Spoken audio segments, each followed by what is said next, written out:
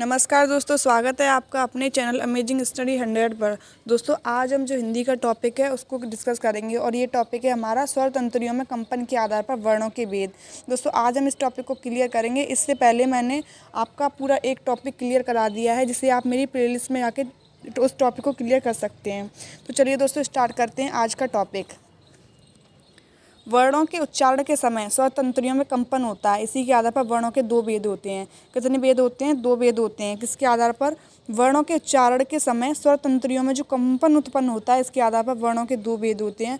और वो दो भेद हैं सघोष वर्ण और अघोष वर्ण। कौन कौन से भेद हैं? सघोष वर्ण, अघोष वर्ण। तो चलिए दोस्तों इसी के साथ देख लेते हैं कि सघोष वर्ण क्या होते हैं।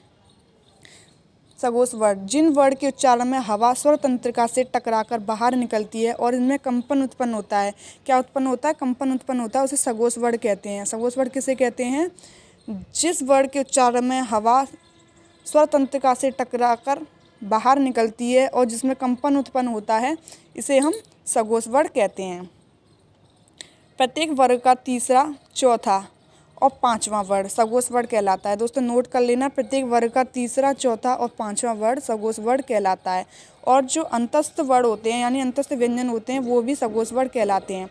सघोष वर्ण से तात्पर्य है कि जो भी वर्ण जिनके उच्चारण में जो हवा नहीं होती है, उसमें ऊष्मा नहीं होती है, अर्थात जो स्वतंत्रीय होती हैं, उनमें एक तरह से कंपन उत्पन्न होता है। घोष का अर्थ ही होता है दोस्तों कंपन।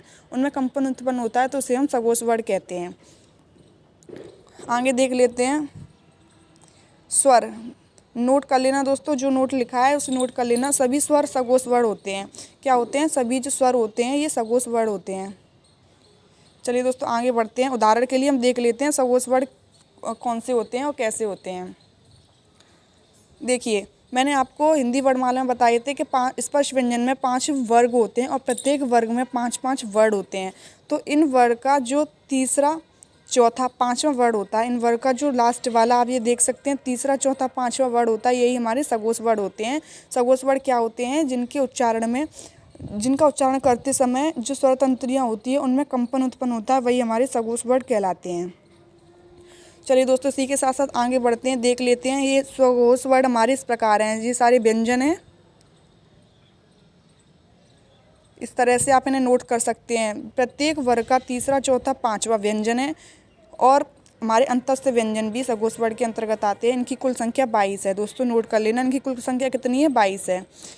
इसी के साथ साथ आगे बढ़ के दोस्तों देख लेते हैं अघोष वर्ण क्या होते हैं। जैसा कि मैंने बताया था, सघोष वर्ण होते हैं जिनका उच्चारण करते समय स्वर तंत्रियों में कंपन उत्पन्न होता है, लेकिन अघोष वर्ण में ऐसा कंपन उत्पन्न नहीं होता है। वे हमारे क्या कहलाते हैं? अघोष वर्ण कहलाते हैं।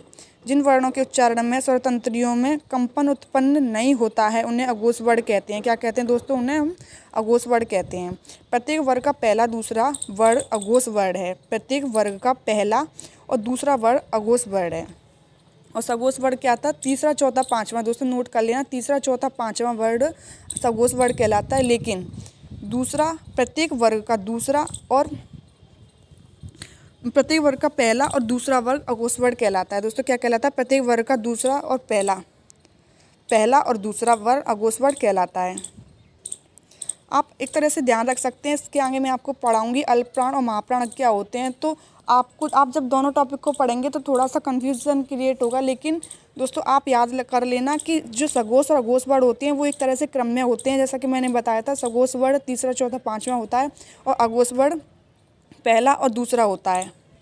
इसी के साथ साथ दोस्तों देख लेते हैं नोट। सभी ऊष्म व्यंजन अघोष वर्ण हैं। क्या हैं? सभी ऊष्म व्यंजन अघोष वर्ण हैं। इनका उच्चारण करके आप स्वयं देख सकते हैं कि ऊष्म व्यंजन में मुख से हवा निकलती है, ना कि कंपन।